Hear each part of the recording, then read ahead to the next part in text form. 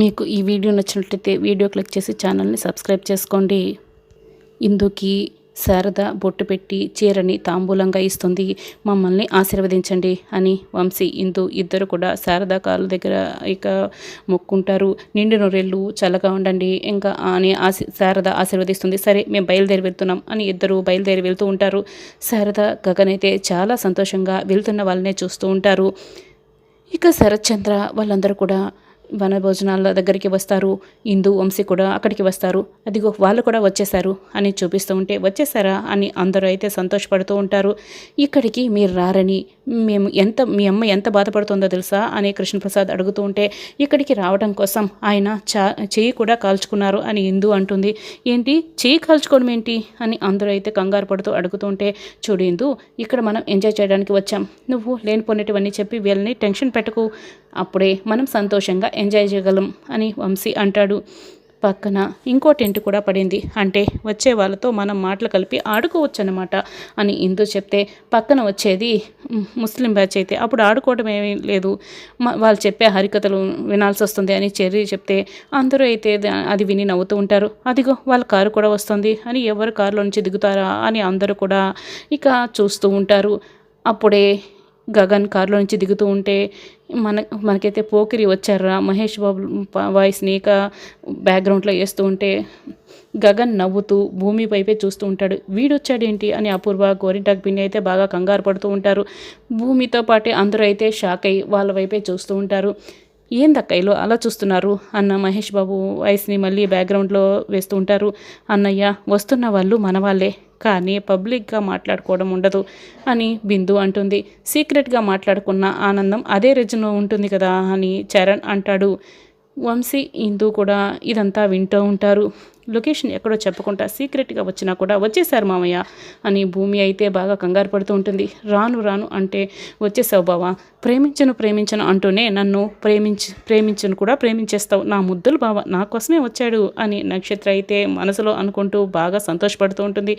గగన్ అయితే చాలా స్టైల్గా శరత్చంద్ర వైపు చూస్తూ వెళ్తూ ఉంటాడు. శరత్చంద్ర అయితే చాలా కోపంగా ఉంటాడు. గగన్ పక్కకు వెళ్ళి అక్కడున్న కుర్చీలో కాలుపైన కాలు వేసుకొని కూర్చుంటాడు.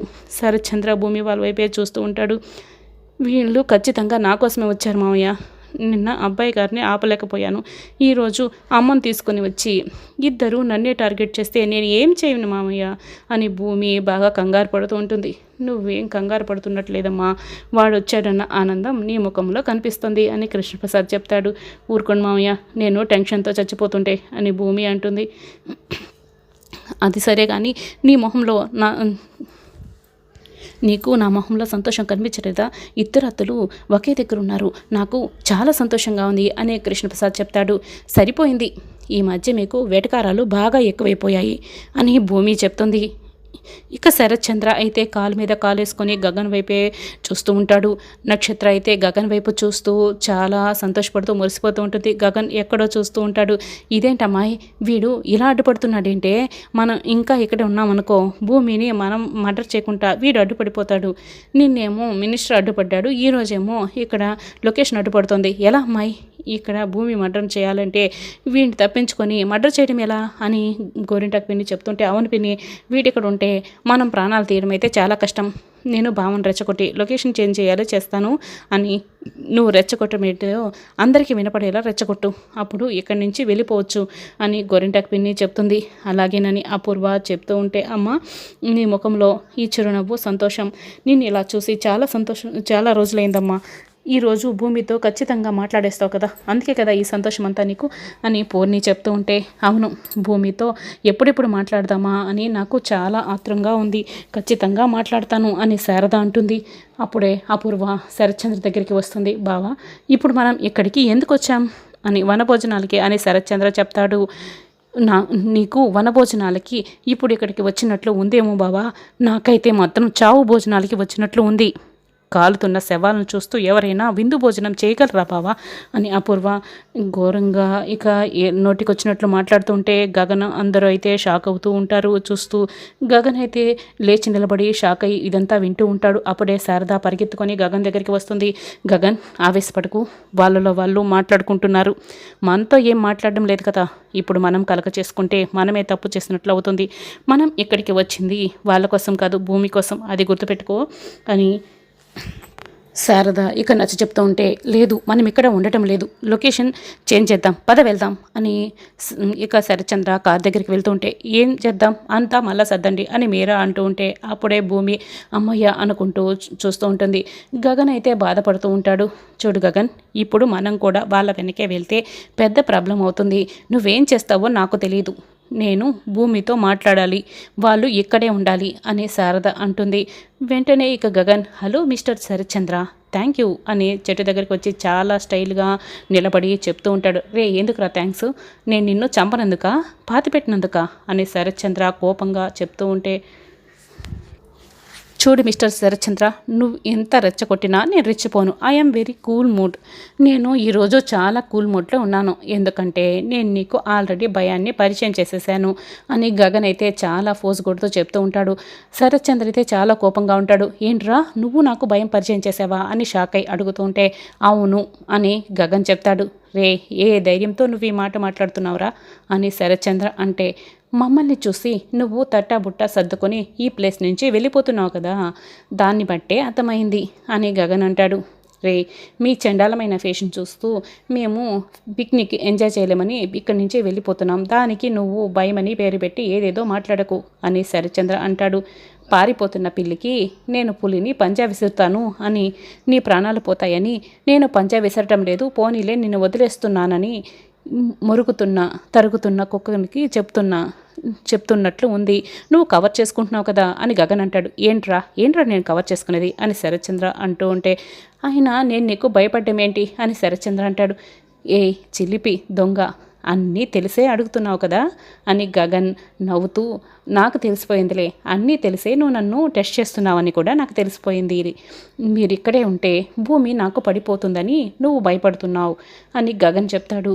భూమి నీకు పడిపోవడం ఏంట్రా, నువ్వు ముక్కు మూసుకొని తలకిందులుగా తపస్సు చేసినా కూడా భూమి నిన్ను ప్రేమించదు అని శరత్చంద్ర గట్టిగా అరుస్తూ చెప్తూ ఉంటే, చూడు శరత్చంద్ర, నువ్వు ఎంత అరిచిగి పెట్టినా కూడా నేను నమ్మను కదా, ఎలాగూ నువ్వు ఓటమిని ఒప్పుకున్నావు కాబట్టి నేను చెప్పిన థ్యాంక్స్తో పాటే నేను ఇచ్చే ఆఫర్ని కూడా తీసుకో, ఎలాగూ మీరెందుకు వెళ్ళటం, నేనే వెళ్ళిపోతాను, ఈరోజు కాకపోతే రేపైనా భూమి నాకు పడిపోతుంది అని గగన్ చెప్తూ ఉంటే, రే భూమి నిన్ను ప్రేమించదు, నువ్వు చచ్చినా కూడా భూమి నిన్ను ప్రేమించదు, మేము ఇక్కడ ఉంటే భూమి నిన్ను ప్రేమిస్తుందనే కదా నీ ఓవర్ కాన్ఫిడెంట్ ఉంటాము, భూమి నీ ముఖం కూడా చూడదని నిరూపించడానికైనా మేము ఇక్కడే ఉంటాము అని శరత్చంద్ర అంటూ ఉంటాడు.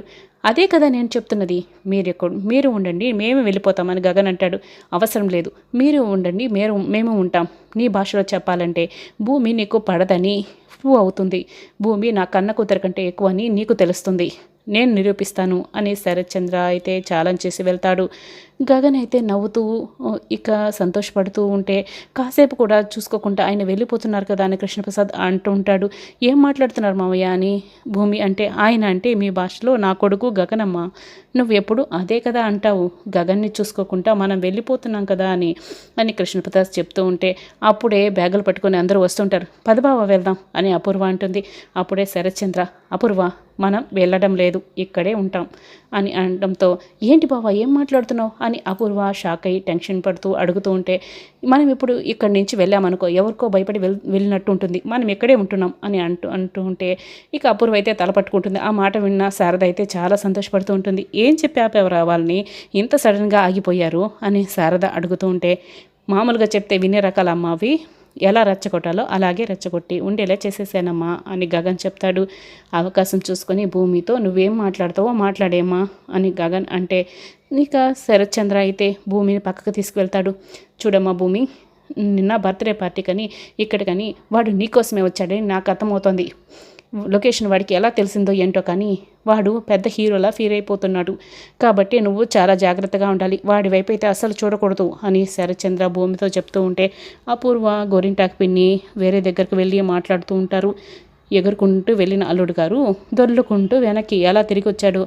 హీరో అంటే వాడమ్మా వాడు, చూడు అల్లుడు గారిని ఎలా వెనక్కి తెప్పించేశాడో, ఇక్కడే ఉండేలా చేసేశాడు అని గోరింటాకు పిన్ని అంటూ ఉంటే, పిన్ని వాడిని హీరోని చేసి మాట్లాడుకు, నాకు కోపం ఎక్కువైపోతుంది. ముందు వాడు ఇక్కడికి మాటి మాటికి ఎలా వస్తున్నాడు, ఎందుకు వస్తున్నాడు అది కనిపెట్టాలి అని అపూర్వ చెప్తూ ఉంటుంది.